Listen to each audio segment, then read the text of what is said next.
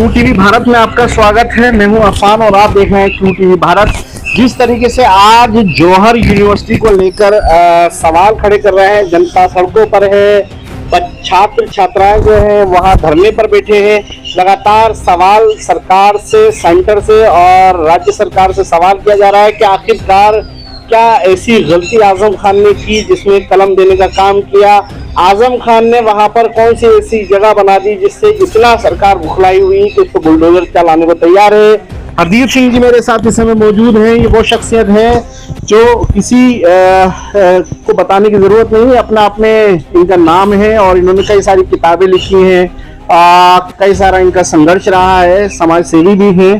कल इन्होंने जो एक ज्ञापन रामपुर के सिटी मजिस्ट्रेट को सौंपा है और राज्यपाल के माध्यम वो जो ज्ञापन था वो गया है। साफ कहना है कि कल की इस यूनिवर्सिटी को जो है बचाया जाए और साफ संदेश ये भी है इनका, और कोई एक ऐसा रास्ता निकाला जाए जिससे यूनिवर्सिटी की जितने भी 38 भवन है वो बच सके। हालांकि जुर्माने के अगर हो सके तो जुर्माना डाला जाए या कंपाउंड किया जाए, उसको सरकार के पास रास्ता है, वो निकाल सकती है। अब सवाल जो पेच है वो यही है, जो तनखैया जिसको आजम खान ने कहा था वही इंजीनियर कुमार जब रामपुर में डीएम थे, अब वो इस समय कमिश्नर हैं और आरडीए के अध्यक्ष हैं। उनके पास आजम खान अपील करेंगे तभी जो है कुछ ना कुछ होगा। हालांकि लोगों का क्या नजरिया है, हरदीप सिंह जी का क्या नजरिया है, मैं उनसे ही पूछ लेता हूँ। सर, किस नजरिए से देखते हैं आपने ज्ञापन भी जो है? देखो, हम एक तो ये देखते हैं कि सरकार का जो नजरिया है, एक इंफीरियरिटी कम्प्लेक्स नहीं होता पूरी सरकार में, नीचे से ऊपर तक इनमें एक इंफीरियरिटी कम्प्लेक्स। सत्ता तो इनके हाथ में आ गई है, लेकिन इनके अंदर जो वो कम्प्लेक्स है वो जा नहीं रहा। इनको दूसरों की बनाई हुई चीजें हैं जो इन्होंने ये देश बनाया है। पुरानों की बात छोड़ दी, नेहरू को भी पीछे पड़ जाते हैं। तो मेन वजह तो इनके इंफीरियरिटी कम्प्लेक्स। दूसरी वजह ये है कि ये एजुकेशन मुक्त भारत चाहते हैं, ये पढ़ने नहीं देना चाहते थे। कलम अच्छी नहीं लगती है, बिल्कुल भी नहीं, क्योंकि अकेली इस यूनिवर्सिटी की बात हो तो फिर तो आज उनसे हम जोड़ दें। इन्होंने कितने स्कूल बंद किए, हमारे पंजाब की जितनी यूनिवर्सिटियां हैं वो बंद नहीं कर सकते, लेकिन उनके जितने वीसी हैं वो आरएसएस बैकग्राउंड पे लगा रखे हैं। मैं आपको दे दूंगा, कल ही चंडीगढ़ यूनिवर्सिटी में एक बड़ी झड़प हुई है आरएसएस के जो लिंक के हैं, एबीपी के और पंजाब के जो सिख नौजवानों के। जब सरकार ने उनका साथ दिया, सरकार ने तो इनका ही साथ देती, तो वो खुद लठ लेके आके इनके पीछे पड़ गए और उन्होंने भगाए वहां से। तो मतलब यहाँ भी यही ये मैं गया था बिहार, नालंदा विश्वविद्यालय देखने के लिए, वो जल रहा है अब भी। इतनी किताबें थी, वो बौद्ध धर्म का सबसे बड़ा विश्वविद्यालय। तो नाम तो ये खिलजी का लगाते हैं, ये खिलजी ने जलाया, खिलजी ने नहीं जलाया, इन्होंने जलाया, पंडों ने जलाया, क्योंकि इनको वो जो तालीम अपने से ज्यादा तालीम किसी को पसंद नहीं करता, कोई तालीम हासिल कर ले ना। और अब इनकी जो टोटल फोकस है जौहर यूनिवर्सिटी के, इसके पीछे एक फौरी कारण ये भी हो सकता है कि ये जो चंदा चोरी में घिरे हुए हैं उसका फोकस चेंज करने के लिए इन्होंने ध्यान डाइवर्ट करने के लिए शुरू कर दिया हो। लेकिन बेईमान इतने हैं, इन पे एतबार नहीं किया जाता। अच्छा, आजम खान का जो सियासी सफर रहा है, उन्होंने अगर कुछ बनाया है तो जौहर यूनिवर्सिटी बनाई है जो साफ देखी जाती है, क्योंकि आजम खान का खुद भी कहना है कि वो तंग गली में रहते हैं और आज बात सच्चाई है कि वो आज भी उनका परिवार बड़ी बार उनके घर वो तंग गली में रहते हैं, साधारण परिवार की तरह रहते हैं। आज कोई स्टेटस चेंज नहीं होगा। हमारे साथ उनके मतभेद रहे, यानी हरिंदर सिंह हमारे सिख लीडर से बड़े, उनसे उनकी नहीं कटती, लेकिन जहाँ जिस आदमी ने जो अच्छा काम किया है, अपने समाज के लिए किया है, तो उसको अप्रिशिएशन तो करना चाहिए। सरदार जी, जिस तरीके से आजम खान ने बुराइयां हैं, लाख बुराइयां हैं, मैं मानता हूँ लाख बुराइयां, और एक अच्छा काम तो उन्होंने किया है कि शिक्षा की जोत जलाई, बच्चों को कलम देने का काम किया। यही तो कमजोरी है सबसे बड़ी उनके समाज, मुस्लिम समाज को पढ़ने ही नहीं दिया गया आजादी के बाद, उन्हें खड़ा ही नहीं होने दिया गया। उन्होंने यहाँ छोटा मोटा कोई कारोबार खड़ा करने की कोशिश की, वहाँ दंगे करवा दिए। जहाँ उन्होंने कोई बिजनेस स्टार्ट करने की कोशिश की, वहाँ दंगे करवा दिए। पढ़ने के लिए उनके पास फुर्सत कहाँ?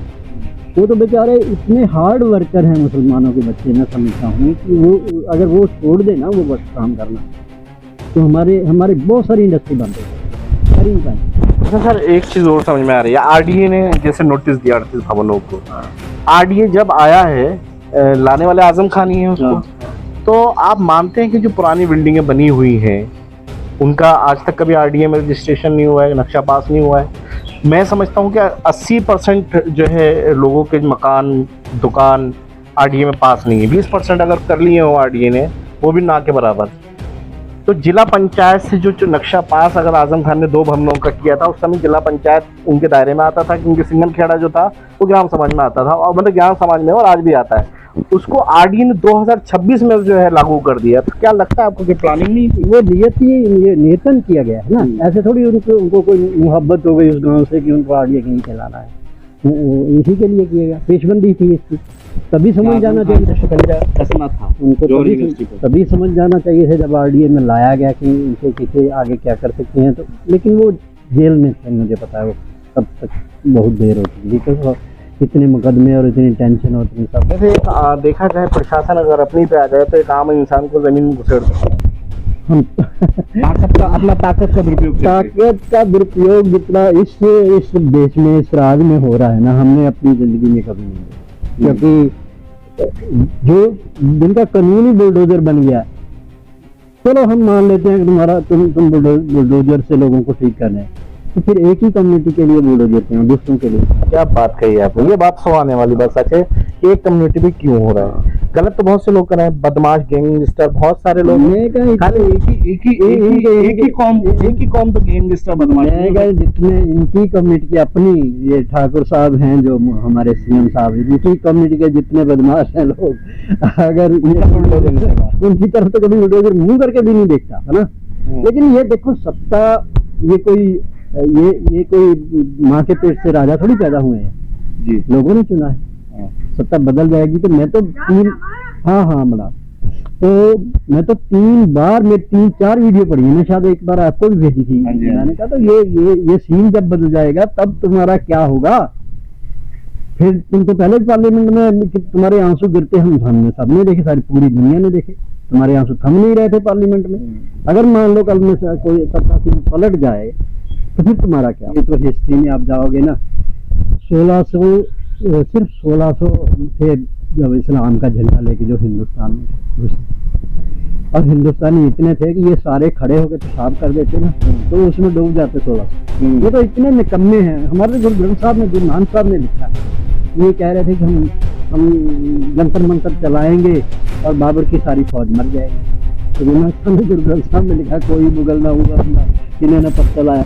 तो ये तो ऐसे हैं, मतलब कमीने हैं सिरे दर्जे, ये मान के चलो। यहाँ भी सरदारों के साथ पेच फंसेगा। आप मेरी बात नोट कर, क्योंकि माइनॉरिटी का मिनिस्टर सरदार, इनकी सरकार में और तो मिनॉरिटी का आदमी है नहीं, तो मिनॉरिटी का मिनिस्टर है सरदार, और वो क्योंकि है भी रामपुर का। अगर सरदार मिनॉरिटी मिनिस्टर कह जाते यूनिवर्सिटी को आँच आती है तो हिस्ट्री में क्या लिखा जाएगा? हिस्ट्री जब लिखी जाएगी तो लिखा जाएगा ना कि तब कौन थे वो लोग जिम्मेदार थे। जिम्मेदारी में सबसे बड़ी जिम्मेदारी फिर सरदारों पे आएगी। तो इसमें भी मैं कहता हूँ कि सरदारों को ही जूझना पड़ेगा। आप देख लेंगे अल्टीमेट हुआ क्या, नक्शा बदल दिया था रामपुर का आजम खान उनके राज में। तो राज में अगर सत्ता में आप आए हो तो लोगों ने सत्ता में तो अपने घर बनाए हैं ना, अपनी औलादों के लिए किया है, बड़े बड़े महल बनाए हैं, बड़ी प्रॉपर्टियाँ बनाई हैं। तो आजम खान ने तो जो प्रॉपर्टी बनाई है तो वो तो पब्लिक की प्रॉपर्टी है। आजम खान चला जाएगा या वो पब्लिक प्रॉपर्टी थोड़ी किसी के साथ चली जाएगी, बच्चे तो उसमें पढ़ते ही रहेंगे ना हमेशा। तो आजम खान की देन जो है इस इलाके में मैं नहीं पता, मतलब आप समझ लो कि उत्तर प्रदेश की सीमित नहीं है ये बात। हिंदू मुस्लिम सिख ईसाई सभी पढ़ रहे हैं यूनिवर्सिटियों में, तो सभी धर्मों के लोग पढ़ते हैं। पहले वाली यूनिवर्सिटी में क्या अकेले नहीं कि बच्चे पढ़ते हैं? बनारस यूनिवर्सिटी में क्या अकेले हिंदू पढ़ते हैं? बनारस यूनिवर्सिटी में सब धर्मों के लोग पढ़ते हैं, सब धर्मों के लोग पढ़ते हैं। और बनारस यूनिवर्सिटी की बुनियाद हमारे बनारस यूनिवर्सिटी की बुनियाद, और बनाने में हमारे सिख राजाओं का पैसा लगा है सारा बनारस यूनिवर्सिटी में।